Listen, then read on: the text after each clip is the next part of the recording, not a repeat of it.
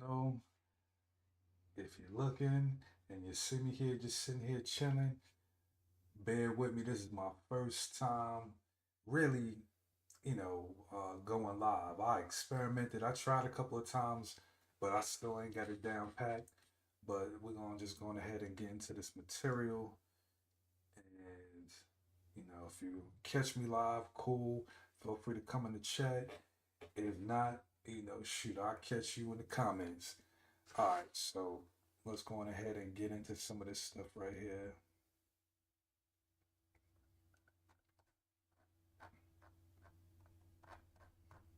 So today we're gonna, pick back up with the Sundown Town series, and we touching on Arkansas.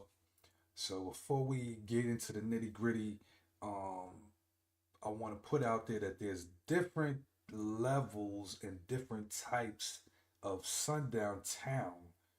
You know what I mean? Pardon me. Like how rap niggas be saying there's levels to this shit. There are levels. There's levels to everything. If we're gonna keep it real, there's levels to this thing. When people close their eyes and they envision a sundown town, they think the Klan just they think probably the worst of the worst. There's sundown towns with black people living in them, and the black people may not even know it's a goddamn sundown town. I'm trying to tell you, like in the comments from the previous videos that I've done, I've seen plenty of people come in and say, I lived in such and such all my life. Okay, well, just because the individuals there, they might tolerate your ass and your family's presence, but they may not tolerate any outsiders coming through there. You know what I'm saying? So just to give a prime example, Cedartown, Georgia, where a brother in the comments, he pretty much said the same thing I just said, word for word.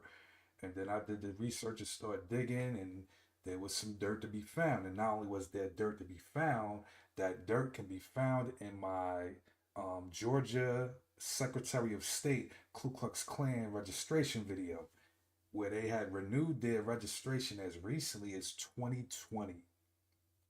So this ain't no 50 years ago, 100 years ago bullshit. No, this was 6 years ago that the Klan just had renewed their Secretary of State registration. So, what I mean? These are just little tidbits. But anyway, to get into it, right? So, like I said, there's levels to this shit. There's different levels of Sundown Town. We're gonna touch on it at a state level. Then we're gonna get into the actual individual areas. So Arkansas is unique. It's interesting and unique because basically it involves several types of styles of racial systemic racism that's being implemented. So let's go ahead and get it. All right, boom. So Arkansas, they have a dual enforcement architecture. So there's the Ozark expulsion model, and then there's the Delta suppression model. So you got the two key words: enforcement, expulsion. Well, really three: expulsion, enforcement, suppression. Okay, put y'all thinking caps on. People who say that there shouldn't be, like, sundown towns are all white.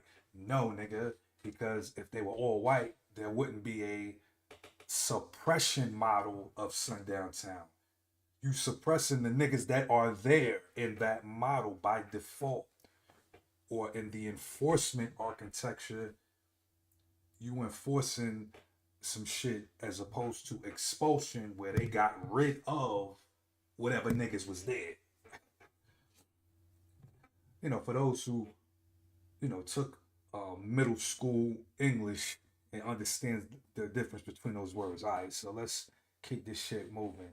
So the Ozark River Valley model, and this touches on Harrison, Bonanza, Mena, Horatio, Boone County, Clay County. It's saying that these areas they dealt with active expulsion, organized mob violence, deep clan infrastructure. Like there ain't just a random racist, you know, motherfucker just wandering about. They are infested. They are embedded in that whole area. You know what I'm saying? And then of course you have sustained reputation maintenance as a deterrent. And for those who need to put their thinking cap on, that's basically saying over time, due to that area or county town having a reputation of you don't want to go over there, blah blah blah, in the 1930s, and that just that word of mouth carrying on 1940s, 1950s, 1960s, just that in itself is another system of maintaining a sundown town. That's, you know what I mean? So anyway, then you have the Delta Corridor model. So you got areas such as Jonesboro, and shout out, to one of our new Discord members who asked that we kind of touch on Jonesboro, which we will later on as we go through the research material, right? But areas such as Jonesboro, Mark Tree, Hickory Ridge, Sheridan, they utilize a suppression model, basically suppression of an existing black labor population through violence, legal terror, sharecropping, debt bondage, and selective depopulation. You know what I'm saying? So, you know what I mean? That's what it is. Exclusion here was never about keeping the black people out, it was about keeping them controlled, immobile, and economically captive. So yes, they were held goddamn in slavery economically because the structure of white supremacy saw to it that opportunities is gonna be closed the fuck off whatever way they was trying to move. At least for the most part, maybe of the 19th century. Hopefully, them brothers and sisters in these areas such as these just mentioned, hopefully they're able to, you know, get a little bit of taste of the better life now. Moving on to the next model, known as the Northwest Suburban slash Growth model. And an area that would exhibit these type of traits is an area like Springdale. So in this model, there's a newer, more sanitized exclusion system, which is operating through housing markets, policing patterns, and demographic engineering. And of course, now increasingly applied to Latino immigrant populations as the primary racialized underclass. So, um, I tell y'all all the time, Latinos, they they are in a they want a tightrope in America if we're gonna keep it real, because half of them that can um you know infiltrate and finagle their way into white world and get that white card, they're not gonna have to feel the heat as opposed to their fellow brethren that's much darker. They're gonna be easily more identified and subject to the bullshit, the white supremacy. But anyway, let's keep this thing moving. All right, so now, um, oh yeah, let me throw this thing in here. I'm here wilding. Okay, boom. Here trying to. I forgot all about this, which is kind of like a little visual thing to kind of help y'all See what I'm trying to show. I'm just gonna call this legend. Hopefully this thing come up really quick. Boom, boom, boom, boom. All right, we're gonna see. I think this is it. And because this is live, it might look a little crazy, but we're gonna put it together for y'all. And something sort of like that. Do it like that. We're gonna even take this. We might tighten that up real quick. You know, doing some on the fly production type shit. All right, boom. And there it is, nigga. All right, so you got the map of Arkansas, you got the legend, which basically kind of, as we go through the material, you'll be able to kind of read and say, okay, all right, that makes sense what he's saying. This is breaking down the different tiers of Sundown Town. So for the first one, we got Harrison, Arkansas. This is a tier 1 confirmed hard sundown town, widely documented. Before you come at me, do your simple Google that take 20, 30 seconds and you will see what the hell you need to see.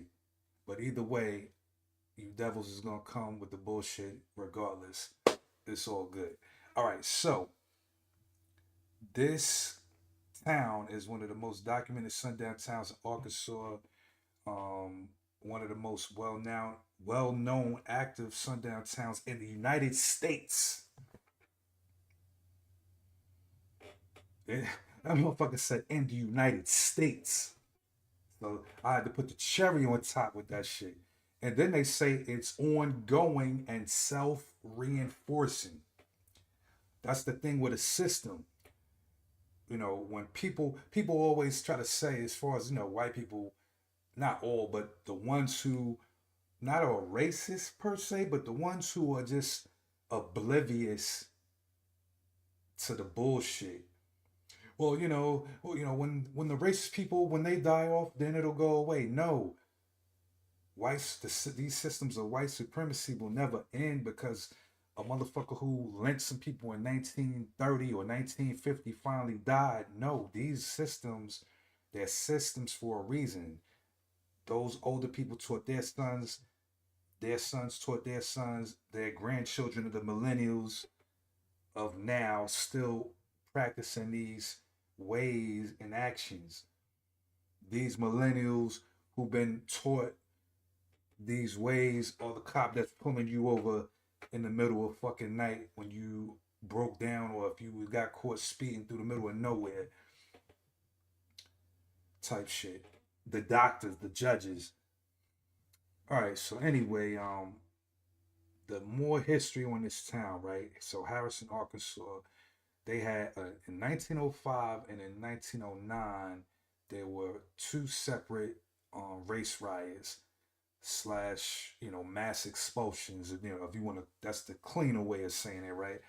But in these both of these incidents, black residents from Boone County, and with the 1909 event being one of the most thorough ethnic cleansing operations in Ozark history, black residents were driven out at gunpoint following accusations against the black man. Do we even need to hear the rest of what this black man allegedly did? No, because most niggas already know the deal. They still use that shit to this day in various ways. But anyway, they tried to clear out a whole goddamn county on their ass. So anyway, Harrison became headquarters for the Knights of the Ku Klux Klan, and later the White Citizens Council infrastructure in the Ozarks. If y'all watching this video and you're taking notes, jot this shit down, because people who think Just because you don't hear the name Ku Klux Klan as much as you do anymore, it must be gone. It's just like with the devil. The greatest lie is people thinking that he don't exist.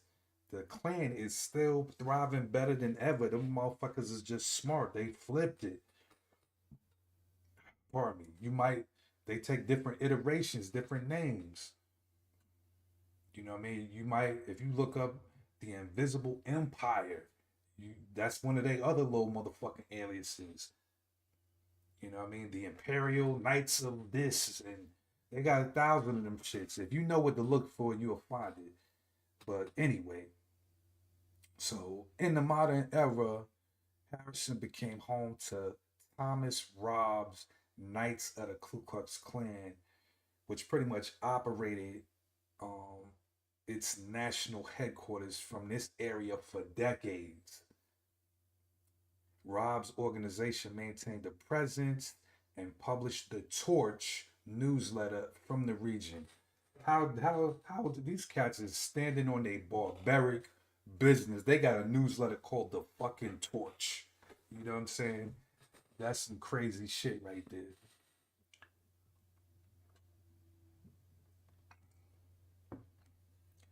So it says that the town has had recurring billboard campaigns, some founded by local residents, stating anti racist is a code word for anti white. So the fact that they even had to say that, I'm going to imply that the whites there are fucking racist if they take offense to anti racist. You know what I mean? That's just a hit dog is going to holler.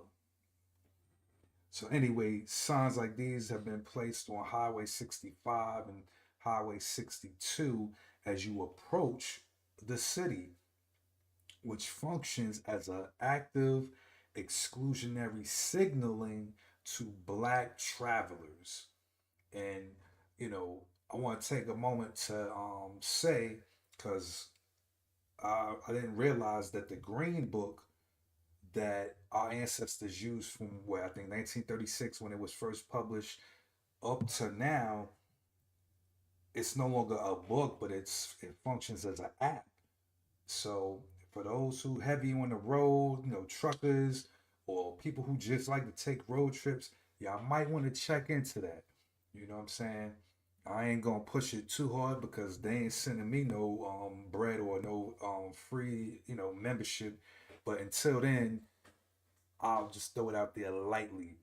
But hopefully, a spot like this is in that app. And hopefully, if any of you listeners had any kind of crazy experiences or live in the area of Harrison or near it, y'all might need to, you know, enter that into the app. Because, see, here's the thing, people are caught up in this future bullshit, right? This future mumbo jumbo. It's 2026. There's no more racism. We had a black president. Shut the fuck up. All of this shit is still popping off. It's just more low key than ever because now there's cameras everywhere. You know what I mean? And shit like that. They gotta be slicker with what they do.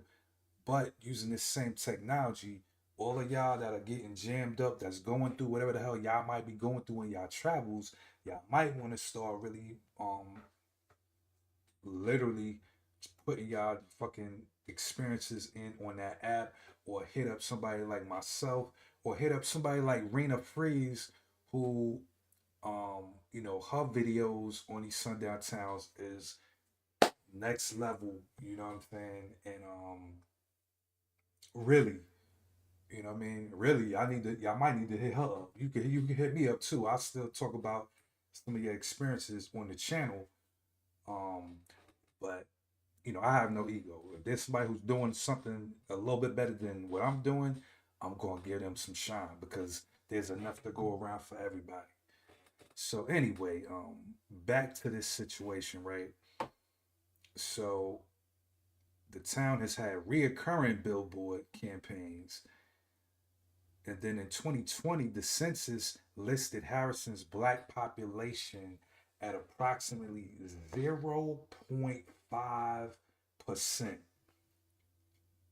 of roughly 13,000 residents. Statistical profile consistent with active exclusion, not organic demographics. So that zero point 0.5 is gonna probably be that one to two niggas that hit my comments that say, I grew up here, I lived here my whole life. I ain't seen no racism or this ain't a sundown town. You have to understand the dynamic. White supremacy deals with power. If you one of them niggas that they already got under control, plus you done grew up with these devils your whole life, they looking at you different than how they looking at the outside niggas passing through. You know what I'm saying? They already know who you are. They know your mom, your grandmother, your father. If you act up, they know where to go to get your ass. You ain't a threat. The niggas that don't know about the politics of that region or that town that's passing through, those are the motherfuckers that they gonna be at. Those are the motherfuckers that's gonna experience everything that a lot of people in these various comments and in other states that have been saying what they've been through. Those are the niggas that's gonna be feeling it, not your ass. Um, you know, I hate to say it. All right, so anyway, the classification, like I said, this is a tier one, hard confirmed, active expulsion history, plus sustained clan infrastructure, plus modern reputation maintenance, plus fucking billboard campaigns. What they say, the writing on the wall can't get any clearer. When niggas is putting shit on a fucking billboard paying bread, you better goddamn bust a U-turn out that bitch. Fuck you talking about? Plus, near zero black population. Nigga, this shit is adding up. This is like six things just stacked on top of for those who are slow and or not quick on peeping red flags. This is like six or seven flags. Fuck y'all niggas doing? So this ain't no historical shit. This is still in play. This is some shit still in progress, basically. So moving on next, you have Bonanza, Arkansas, which is in Sebastian County, River Valley area. So this is a small unincorporated community in the Fort Smith metro area with documented sundown town reputation tied to the broader Sebastian County, Crawford County exclusion corridor. Pardon me. The fact that they talk about a corridor, there's like a whole strip that it sounds like it's a motherfucking it's a clan trap, damn it, slash police trap, whatever trap you want to call that motherfucker. You better look on your, maps and be on your shit. You know what I mean? It's like anything. Motherfuckers talk about, oh, you shouldn't live in fear and da da da. It ain't even about that. It's about awareness. Like, if you in the hood, you might be good in your neighborhood, but are you really gonna sit here and be like, nigga, I'm good everywhere? No, nobody is good everywhere. You hear, especially with all this check-in type bullshit, niggas in Atlanta might get murked in another fucking city like Houston or LA.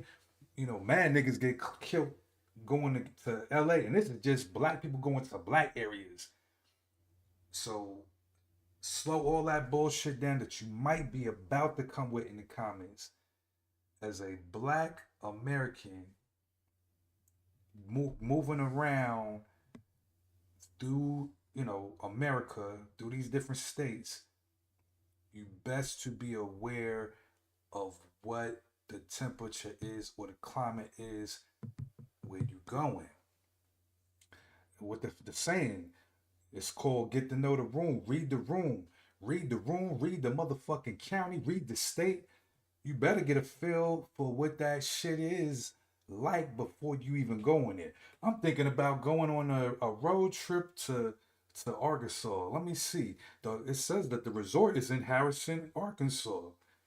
And yo ass is like do and just breezing on through there, and then you get caught up in a wrong turn ass type situation, clan situation, and now you screaming help. Just know the vibes, know what time it is, know the temperature, nigga, before you go to wherever you trying to go. You know what I mean? But anyway, it says the River Valley region of Arkansas. It runs along the I-40 from Fort Smith eastward and contains a cluster of towns with documented sundown town histories. This right here, summing up what I just was touching on. That corridor, it sounded like some death trap type situation. So you got a string of sundown, sundown, sundown along this whole fucking little strip, and your ass gonna be talking about, damn, we need gas. And the reason I say that because when we drove from Memphis back, no, we drove from Memphis to no, obviously from Atlanta to Memphis and back. And on the way, on the way there, cool, we kept it moving. We made one stop and then, went about our business. On the way back, you know, the goofy shit, you know what I mean? Nigga was drinking too much. Had to take a piss. So I was like, yo, I need to stop at a gas station somewhere. Sure enough, get out, you know, do my thing, run up in there, get, whatever little snacks, hop back in, even though they were looking hella sketchy in there, and then, went about my business. But when I look it up, X amount of miles down the road after I got up out of there, it was saying that motherfucker was a sundown town. But we'll get to that when we go eventually cover Mississippi. You know what I'm saying? So anyway, just know the time and get an idea of what you might be getting into. Because best believe, what I mean, if you was um going through some of these black neighborhoods, you would definitely be on a higher alert. Now that hood over there, them niggas is crazy. The same applies. Them devils over there, they might be alright. The devils over here, that's full clan. It's just simple. You know what I mean? Alright, so let's keep this shit moving. So there was a whole, yeah, or not was, is a whole corridor of sundown towns along this I-40. Many are tied to the coal mining and timber industry. And then this is from the 19th and 20th centuries when those industries were booming. So the other aspect, right? And I don't even know if I touched on it. I could have swore I did in another video, but just to put it out there again, another reason why these towns were trying to limit black populations, not only because, oh, we don't like niggas, the more important reason, as it just says here, the coal mining and timber labor industries. These unions, the unions were set up to keep black workers out of the workforce, period. You don't believe me? Do your own research. When you're trying to prove a nigga wrong, that's when you do your best research. So yeah. So at the time that, the ancestors had got free, you had highly skilled workers who were working for free for decades, or well, for lifetimes. So these ancestors were highly skilled. These white workers, not so much. The white workers was like, hell no. We have to go up against a motherfucker who been building cabinets his whole life. I just started doing this shit a year ago. We do not need them niggas trying to take our jobs. It's the same rhetoric that the white people back in the 90s, I'd say yeah, the 80s, late 80s, 90s, was saying against the Mexicans. We don't want these Mexicans to take our jobs. Same shit. That's another more important reason why a lot of these towns are trying to box us out as well. I ain't saying it's the only, but it's another important reason. All right. So anyway, Bonanza's exclusion is embedded in the community norm transmission model. So that means no formal signs, no recent documented violence, but a sustained social understanding among the blacks and whites of the region about which communities are off limits. Y'all thought I was bullshitting. Like I was just saying in the example. White people over there, they cool. Do not fuck with the white people over there. And as I'm even telling y'all this shit, I think about cause um a high school that I went to when I transferred out to Illinois. There's one high school that was like in the, well, the town over from my high school that I went to. I was like, being the at the time the New York cat, moving out there to Illinois and not really knowing what's what. I had to get up to speed on the hood gang shit, and then after I got up to speed on all that, then I got up to speed on the Klan shit because this is the '90s that I was out there, as a young nigga, and we had met some shorties at the mall or whatever little mall out there, and they happen to live in this town. And these cats that I roll with, they were gangster, literally gang members, gangster niggas, and they were like, nah, dog, we ain't going out there. You know what I'm saying? And they just point blank told me like, nah, Clan is out there, it's dead. You know what I mean? You might as well rip that number up. We ain't going out there. It was dead. You know what I mean? I understood what needed to be understood. Cool. You know what I mean? Shit is real out here. Um. All right, anyway, the Sebastian County corridor produced and organized racial clearances in the 1890s to the 1910s. This tied to labor competition in the coal fields, where white miners used racial terror to eliminate black competition for mine employment.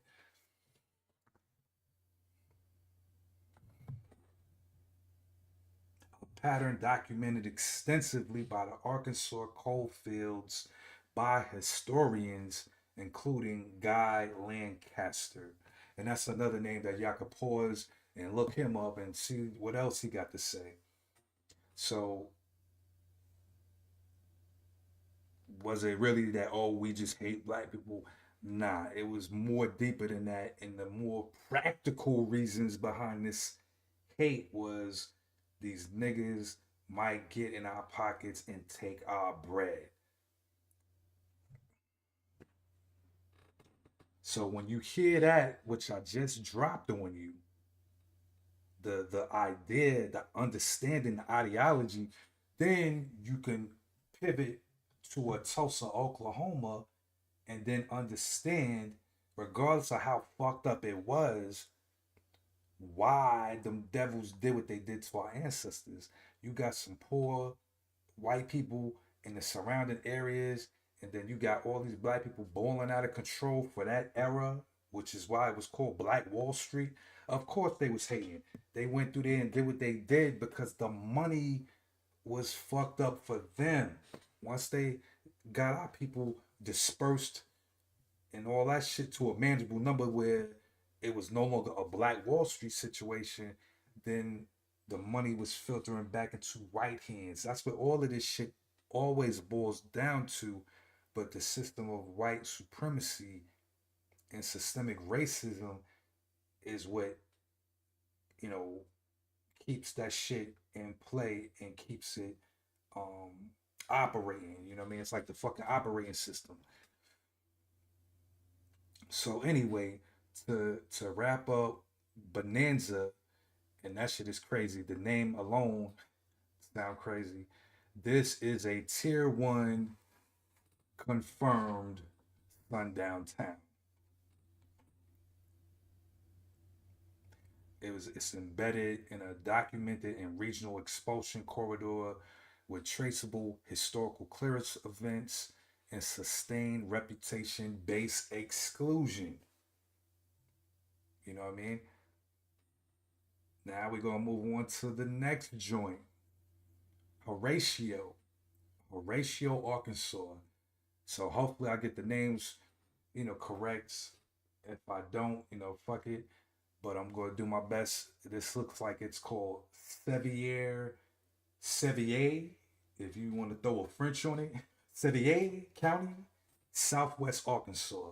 Sevier County and the Little River Sevier County borderlands represent one of the least discussed but most thoroughly documented sundown corridors in the Southwest Arkansas. It says that Horatio sits in a region where systemic black depopulation occurred across multiple adjacent counties. Sevier, Little River, Howard in the early 20th century through a combination of clan activity, economic pressure, organized threat campaigns. So the town's black population was effectively eliminated through a combination of night riding terror. And that's where the phrase night rider really kind of pops off from, you know, from the Klan. And it's crazy in hindsight looking back that they had a hit TV show called Night Rider on some bullshit. Like, see how these devils do? All right, anyway, so they hit the ancestors with all of these different ways to kind of get them up out of these whole three different counties at that time. So Southwest Arkansas sundown geography is documented in Lancaster's Bloody Harvest and related scholarship on racial violence in the Arkansas, Oklahoma, Texas borderlands. Modern population data shows near zero black residents in Horatio proper, consistent with a maintained exclusion pattern. So, once again, this area, Horatio, is a tier one confirmed sundown town, part of a documented Southwest Arkansas racial clearance corridor with a traceable depopulation history. So basically, ain't no motherfucking way of trying to get out of saying that that ain't no goddamn sundown area or town, as well as the surrounding goddamn areas around it.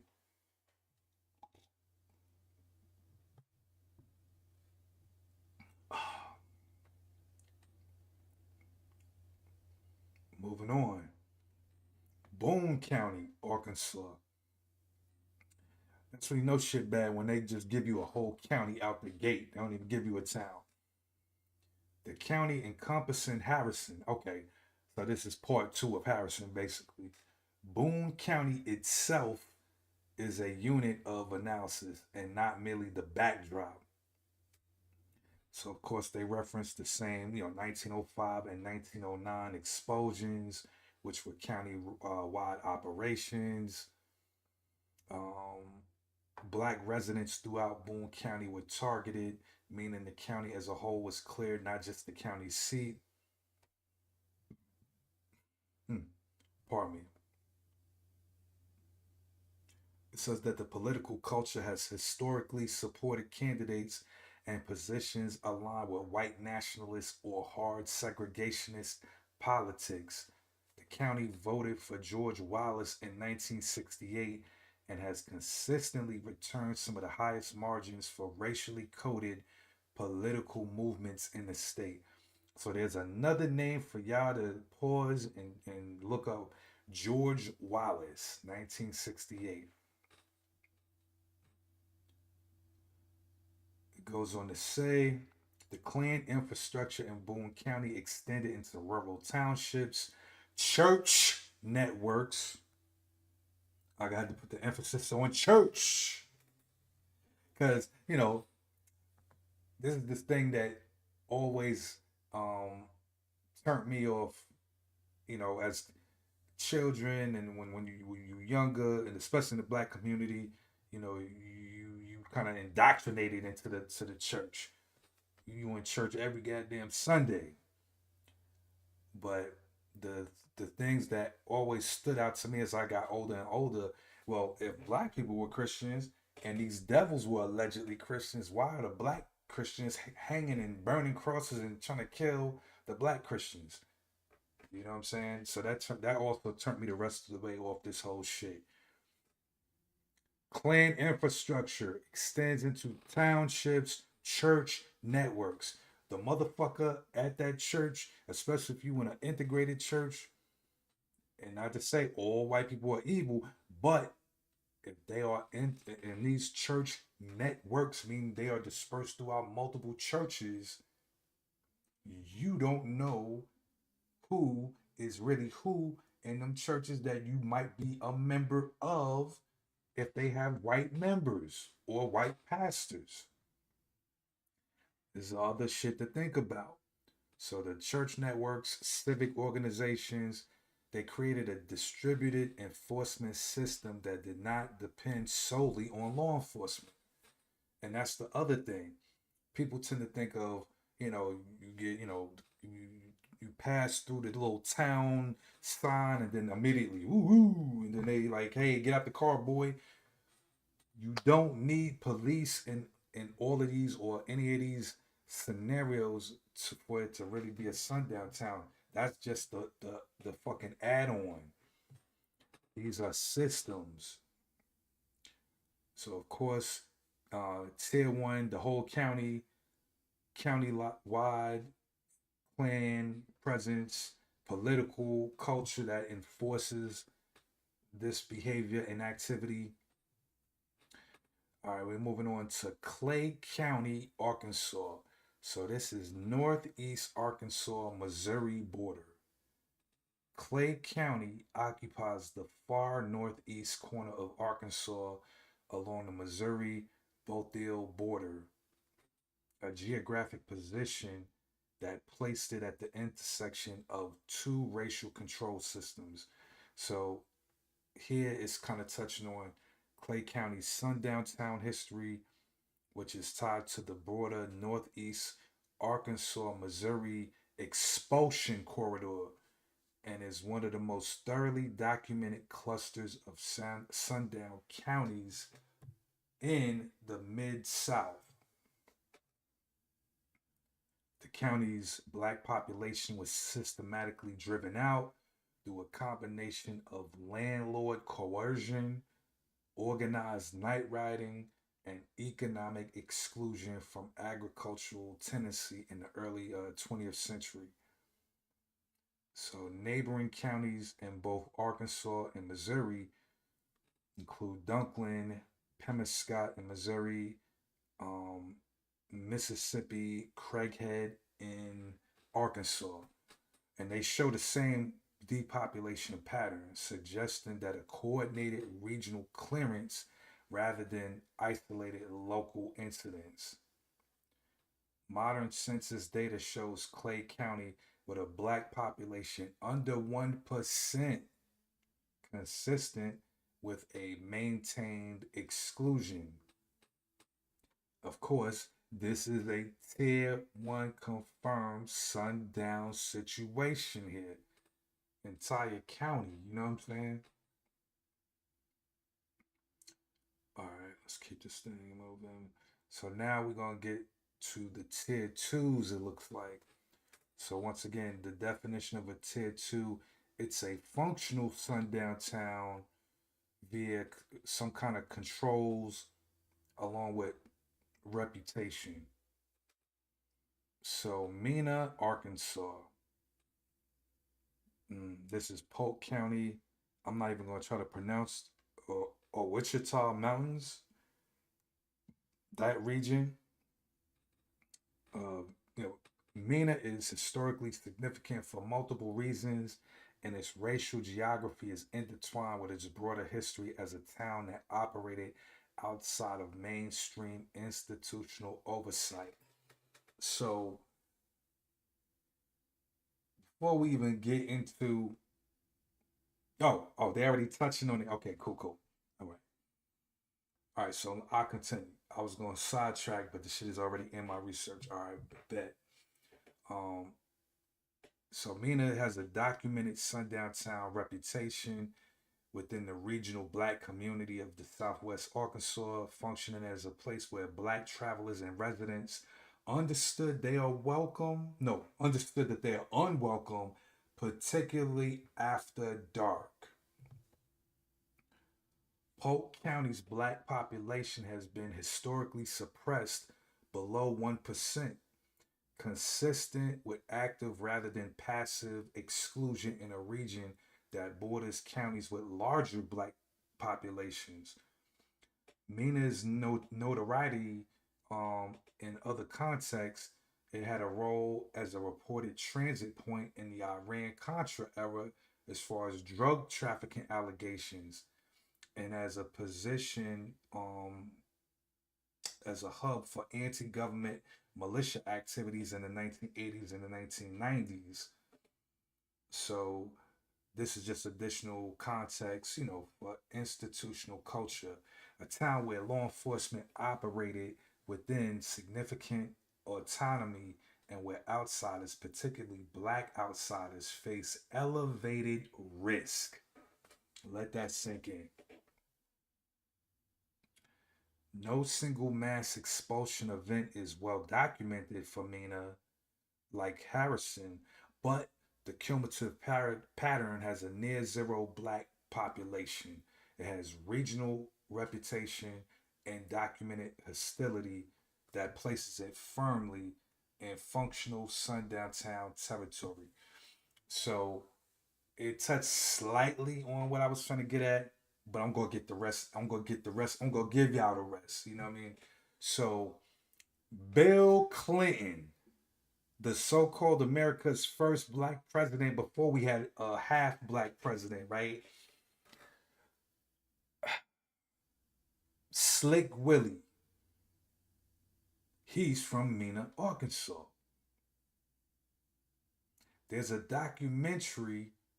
It might be under different names, but the one I called was called the video that Bill Clinton doesn't want you to see. Oh, pardon me. And in this documentary, it was talking about how Bill Clinton pretty much ran that town like his own little kingdom. Now, the how it mentioned references to being a possible drug trafficking hub. This documentary says it was definitely a drug trafficking hub. It says that it definitely was um, an individual by the name of Vince Foster who was heavily involved in these drug trafficking activities. And it was also talked about in the documentary how it was this drug money that funded Bill Clinton's run for governor of Arkansas.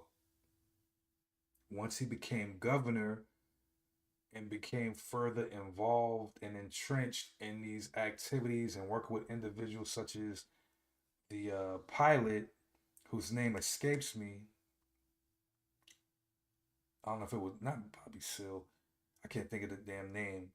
But this pilot, there's a movie with Tom Cruise where Tom Cruise plays this pilot who was a drug runner who got arrested, and rather than go to prison like they do to white people that give them the pass, and they let him be an informant working for the CIA, so he could still do his drug selling and still keep the money and everything, as long as he do some dirt for the CIA type shit. There's a movie. Just go on IMDb, put in Tom Cruise, and you'll see that shit. But anyway, the long and short, he was that motherfucking pilot that was always landing in Mena to drop off that coke. And I'm sure they're gonna touch on it in that fucking movie.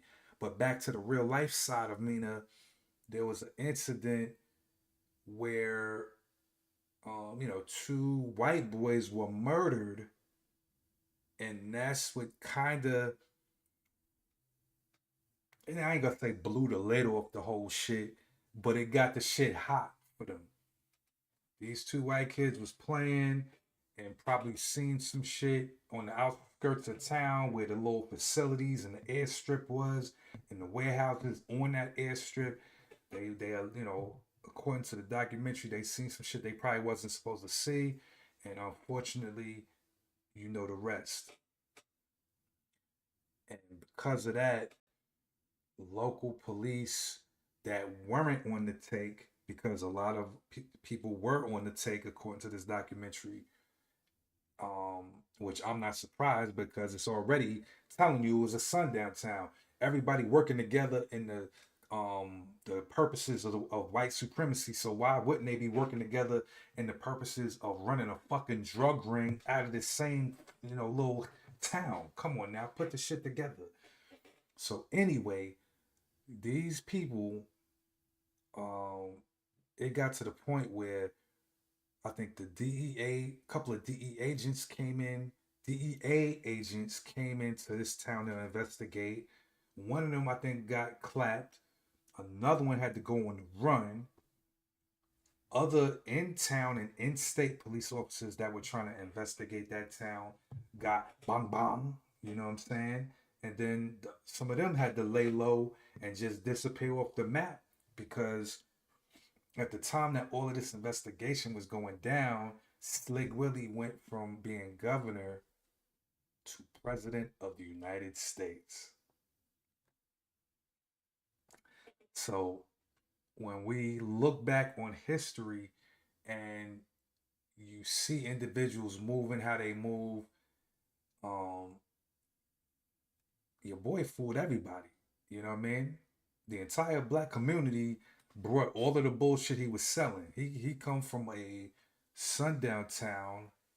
He was participant in it, and more. Here's another gem on the Mina situation. Right, soon as your boy landed in the White House, his man, his best friend from childhood, Vince Foster, turns up dead not far from the White House. You know what I mean? A few blocks away, found near one of the other little big, monument tourist attraction joints.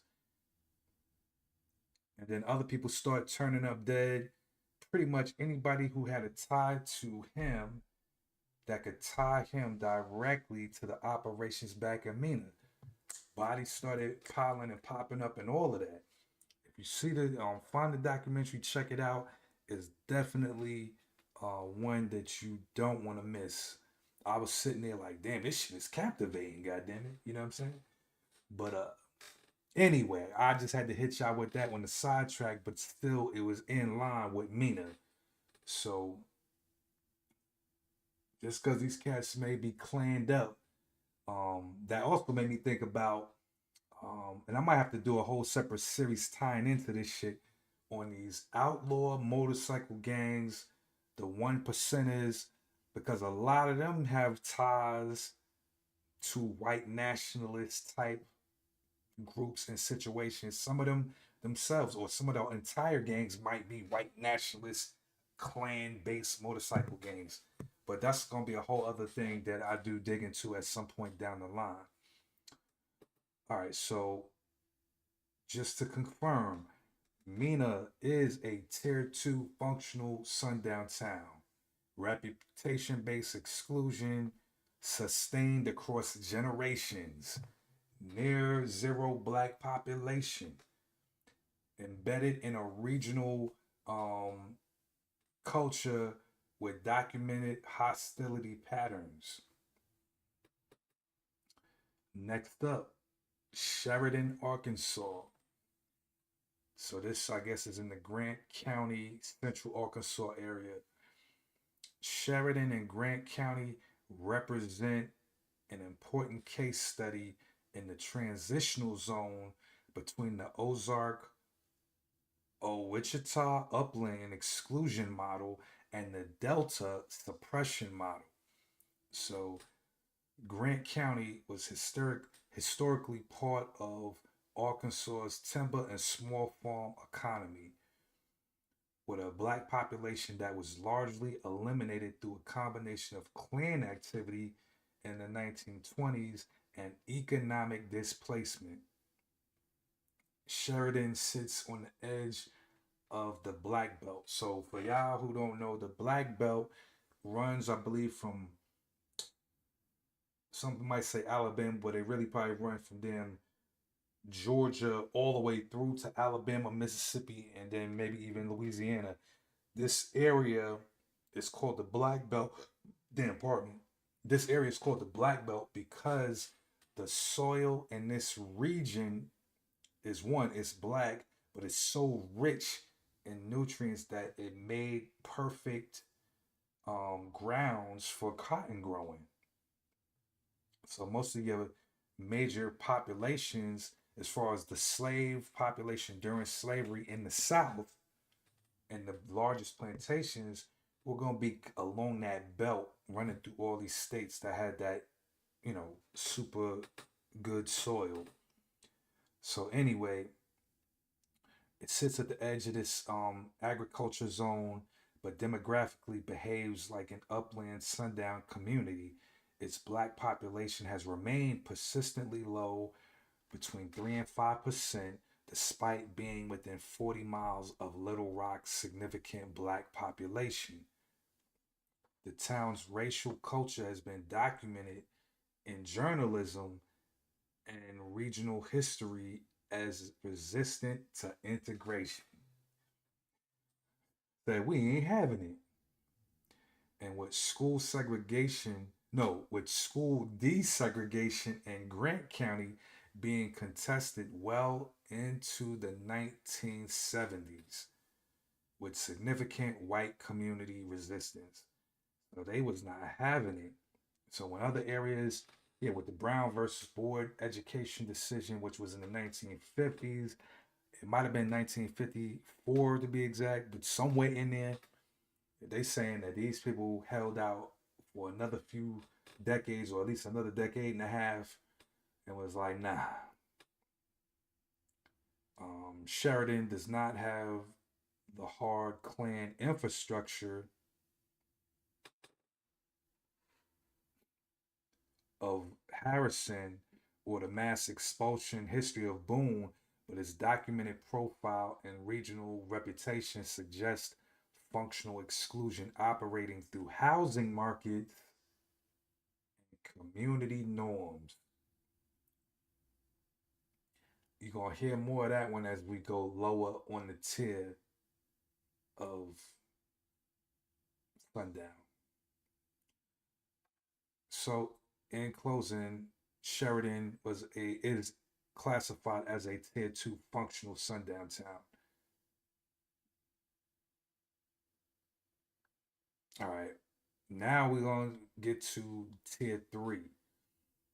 This is almost like sundown light, maybe. We're gonna see what they saying.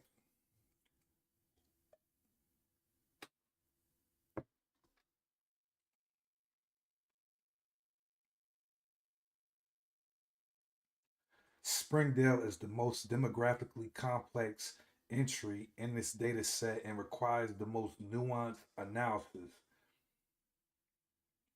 They say that Springdale is one of the fastest growing cities in the United States and the home of Walmart's supplier ecosystem and the headquarters of Tyson Foods, two corporations whose labor practices have fundamentally reshaped the city's racial and ethnic composition. The city's explosive growth has been driven primarily by Latino, predominantly Guatemalan, Maya, and Mexican, and Marshallese immigrant labor recruited for poultry processing plants. Springdale now has one of the largest Marshallese populations in the world outside of the Marshall Islands. This demographic reality means Springdale's racial control system has shifted its primary target from black residents to Latino and Pacific Islander immigrants who face housing segregation, wage suppression, inadequate public services, and surveillance heavy policing in the Poultry Corridor. The city's historic black population has remained persistently low, under 3%, a continuity with the broader Northwest Arkansas Sundown tradition, but the more active current era racial control system is directed at its immigrant workforce. Of course it is. If they are the primary minorities in this area, so of course the white supremacy is going to direct its bullshit to them.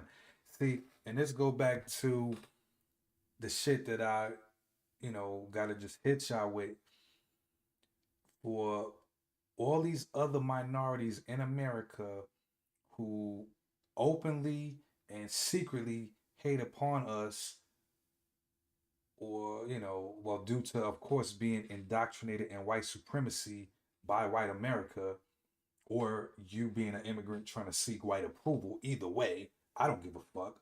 But if you're hating on us, in the scenario that if all niggas was to disappear tomorrow, don't get it fucked up.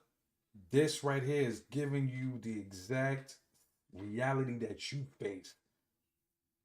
They simply pivoted to applying these tactics to us. They said, nigga, we gonna focus on the Mexicans and these Pacific Islanders, and we gonna be on their ass. They the new niggas. And voila, there you have it, nigga. Fuck out of here. So I had to hit y'all with that real quick because that's the reality. So anyway, yada yada.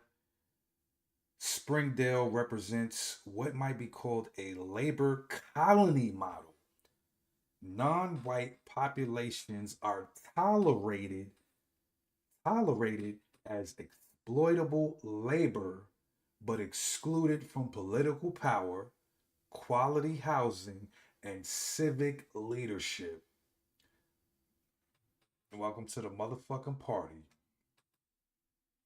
So this um Springdale is definitely a tier 3 sundown town, a demographic, cultural sundown town with the active tier 2 labor colony overlay for Latino/Pacific Island populations. The sundown town tradition for black residents persists through demographic continuity. The active racial control system has migrated to a new target population. And there you have it.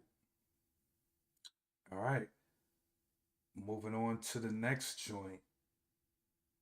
Marked Tree, Arkansas. This is a Poinsett County, Delta. Marked Tree is a Delta community with a history that inverts the Ozark model. Rather than expelling black residents, it was built on trapping them. So, once again, all y'all who out there who have this idea that a sundown town is there's no black people there, get that out of your mind. They they're giving you not only examples, they're giving you different models of sundown towns from you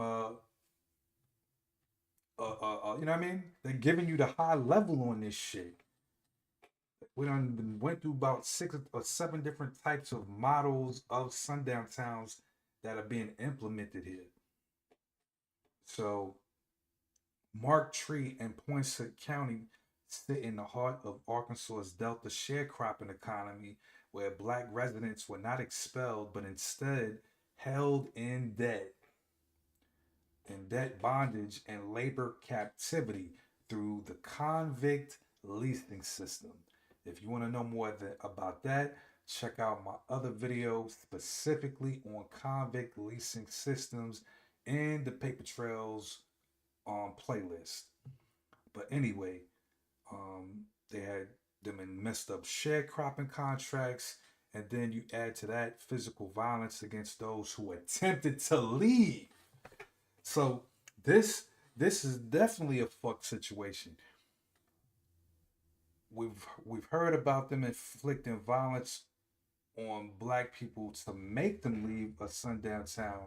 In this rare instance, they are inflicting violence on those who tried to leave. Like, no, you gonna be here as slaves, basically low key and high key. Even though it's well past the motherfucking 1800s, it's the 1900s already. Now you have the next thing here documented, the Elaine Massacre of 1919, one of the deadliest racial violent events in American history. This occurred approximately 80 miles south in Phillips County, but it sent shockwaves through the entire Delta corridor, including Poinsett County, as a warning to black residents and labor organizers throughout the region. Mark Tree's racial control was enforced through plantation owner networks. There's that word again, networks. See, white people be talking, well, it's just, it ain't an individual thing. If people just don't have hate on their heart, all that weak shit they try to hit you with. These are white supremacist networks, county sheriff systems. Check out my other video where I make the connection about nationwide law enforcement being infiltrated by white nationalists, aka Klan. This was investigated by George W. Bush as well as Obama. A Democrat and a Republican both looked into this because they felt it was a serious issue. But none of y'all probably even knew that they had investigations on some shit like that. All right, anyway, so Mark Trees, they had these networks, and it was pretty much bad business. These networks was which allowed these white supremacists to assert and maintain economic control of that region. The modern town has experienced severe depopulation as Delta agricultural mechanization eliminated the labor demand that previously justified maintaining a black population.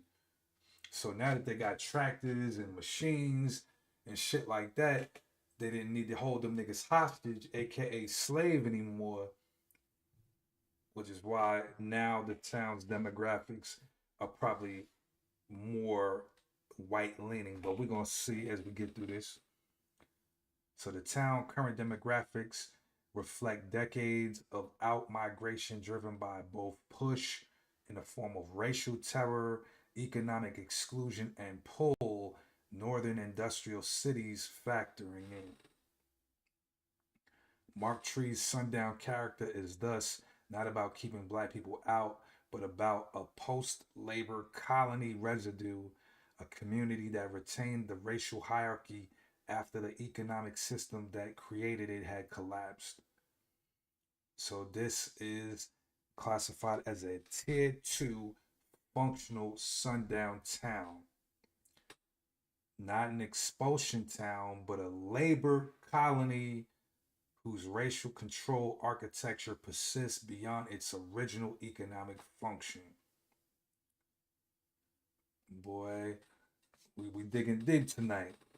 Next up, we got Hickory Ridge, Arkansas. It's in Cross County in the Delta area. So Hickory Ridge is a small Delta community that exemplifies the micro scale racial geography of eastern Arkansas. Cross County's Racial history is embedded in the same Delta plantation system as Poinsett County, a system that produced extreme racial stratification, violence against black organizing, and a deep entrenched racial hierarchy that persisted through formal desegregation.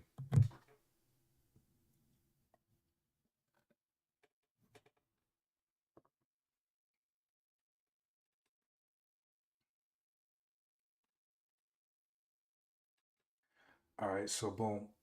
It says Hickory Ridge itself is a community where the racial dynamics of the Delta have been maintained through economic dependency, geographic isolation, and absence of institutional support for Black residents seeking to access education, housing, or economic mobility.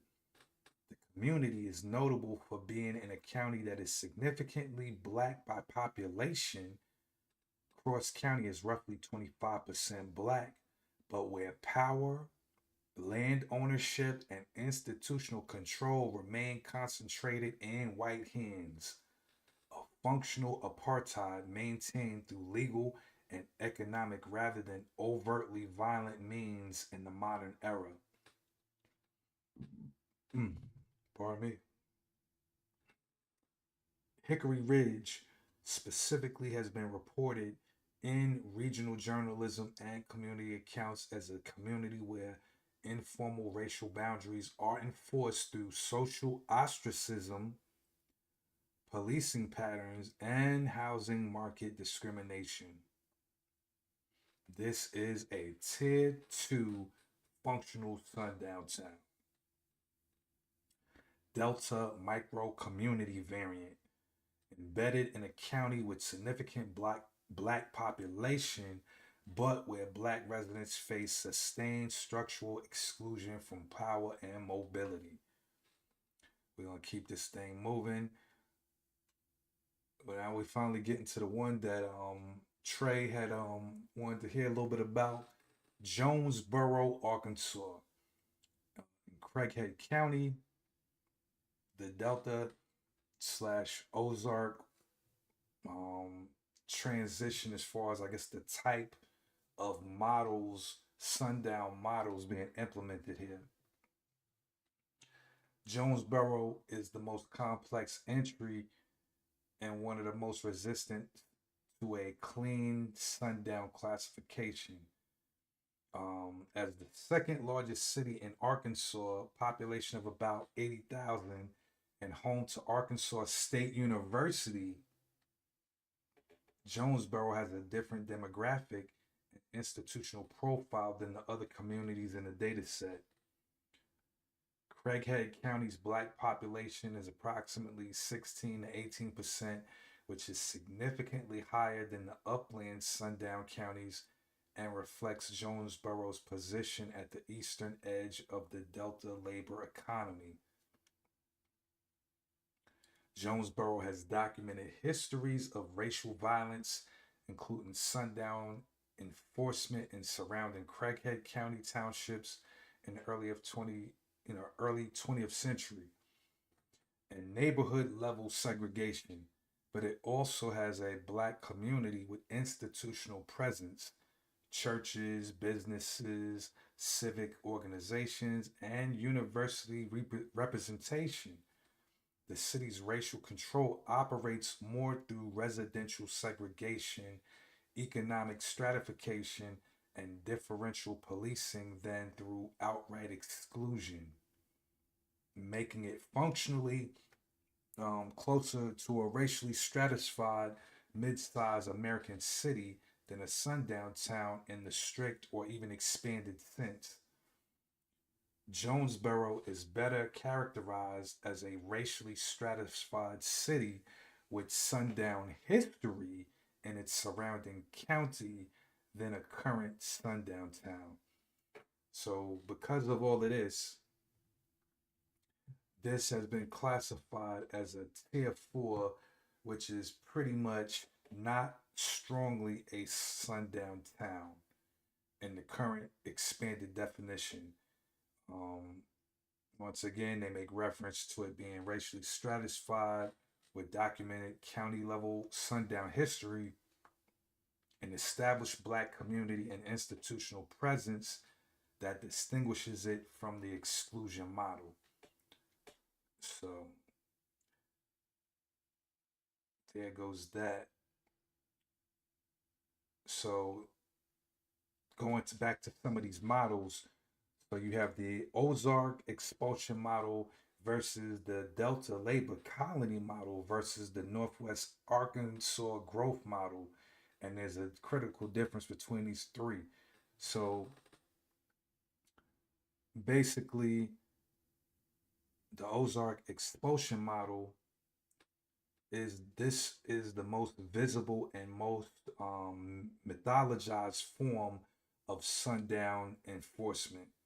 It operates through mass expulsion events, which is race riots or massacres, which is really the better definition, mob action, armed clearance, clan organizational infrastructure, reputational broadcasting, meaning that the town wants to be known as dangerous to black people, near zero black population as a continuously maintained outcome, and identity formation around whiteness as the defining civic value.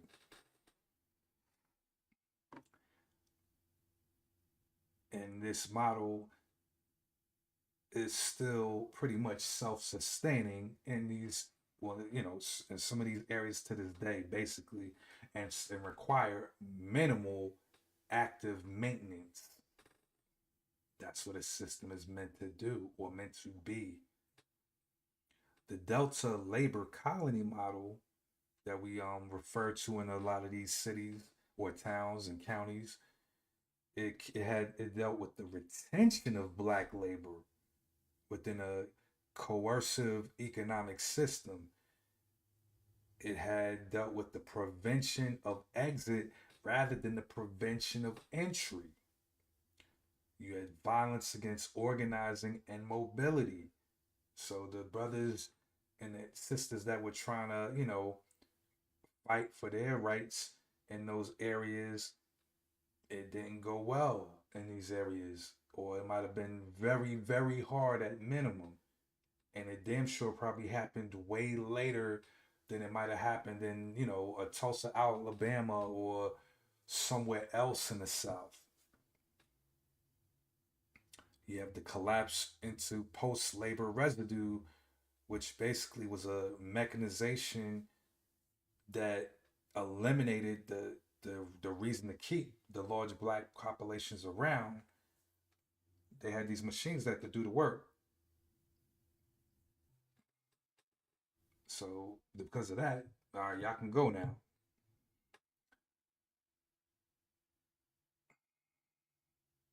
But at the end of the day, in that model, black residents had no real power, land ownership, or institutional control. Basically, a functional apartheid system that they were living in. Moving on to the Arkansas Northwest growth model. This operated through, or still operates, depending what town, it still might be operating through corporate labor recruitment of non-white immigrant populations for specific low-wage economic roles or exploitation. Housing market segregation that concentrates these immigrants into substanding then that concentrates these immigrants into substandard housing, which is definitely not going to be where the rest of the whites in those areas live. Probably on the edge of town and some projects off to the side somewhere. All right. They also dealt with political exclusion, through citizenship status and language barriers. Of course, the devils use that against these immigrants to maintain their power over them. You have demographic engineering that maintains white political and economic control even as the non white population grows. migration of the primary racialized target from black residents whose near zero population is a legacy outcome to now being directed at Latino and Pacific Islander immigrants. So these models, or this model in particular, is distinct because it's not a relic of the Jim Crow era. It's a contemporary corporate enabled racial control system that uses global labor migration as a mechanism. And maybe after enough time, when them good old boys start to run through some of them, and then they get lightened up and whitened up, then they may, welcome them into the community at some point, but not now. So yeah, this is pretty interesting. And for the final recap, Harrison, Tier 1 confirmed, hard Sundown Town. Bonanza, confirmed, Tier 1. Horatio, Boone County, all of these are confirmed Tier 1s. Clay County, same thing. The Tier 2s are Mina, Sheridan, Marked Tree, Hickory Ridge. Then you have a Tier 3 areas, which was Springdale. And then a Tier 4, which of course is Jonesboro.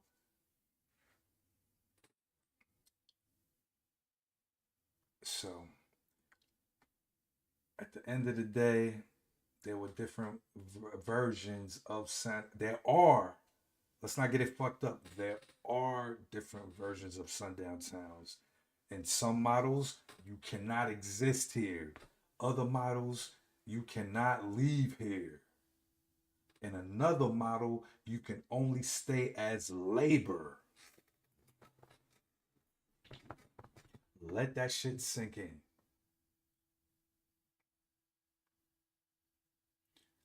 So you're dealing with exclusion, captivity, and exploitation. No matter how you want to cut it, slice it.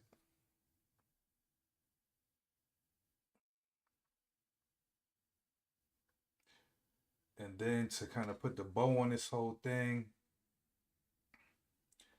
a lot of this shit is still ongoing. Arkansas's racial control hierarchy runs from the most overt to the most sophisticated across a single state's geography.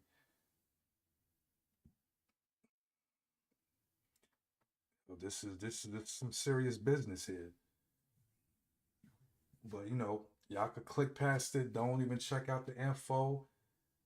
And I wish you the best. For those who came through, checked out the video, and stayed all the way to the end, I salute you. Leave a comment and say Jonesboro.